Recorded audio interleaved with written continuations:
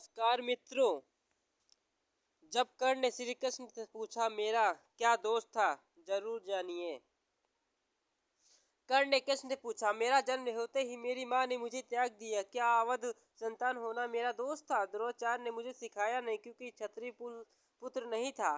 परशुराम जी ने मुझे सिखाया तो सही, परंतु श्राप दे दिया कि जिस वक्त मुझे विद्या की सर्वाधिक आवश्यकता होगी, मुझे उसका स्मरण होगा, क्योंकि उनके अनुसार मैं क्षत्रिय नहीं था। केवल संयोगवश एक गाय को मेरा बाढ़ लगा और उसने स्वामी से मुझे श्राप दे दिया, जबकि मेरा कोई दोष नहीं था। द्रौपदी स्वयंवर में मेरा अपमान किया गया। माता कुंती ने मुझे आखिर में मेरा जन्म रहस्य बताया भी तो अपने बेटों को बचाने के लिए। जो भी मुझे प्राप्त हुआ है दुर्योधन से ही हुआ है, तो मैं अगर उसकी तरफ से लड़ूंगा तो गलत कहाँ हूँ? कृष्ण ने उत्तर दिया, कृष्ण मेरा जन्म कारागार में हुआ। जन्म से पहले ही मृत्यु मेरी प्रतीक्षा में घात लगाई थी। जिस रात को मेरा जन्म हुआ उसी रात माता पिता ने दूर किया था। तुम्हारा बचपन खाटूट रथ घोड़े धनुष और बाणों के बीच उनकी ध्वनि सुनते बीती। मुझे ग्वाले की गौशाला मिली, ग्वाबर मिला और खड़ा होकर चल पाया।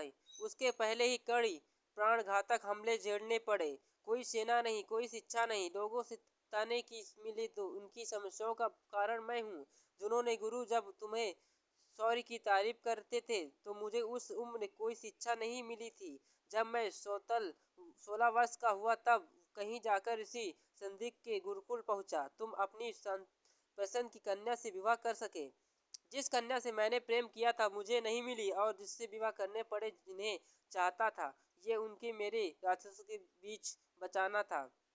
मेरे पूरे समाज को यमुना के किनारे से हटाकर एक दूसरे समुद्र के किनारे बसाना पड़ा, जिन्हें जरासंध ने बचने के लिए रण से पलायन के कारण मुझे वीरू भी कहा गया।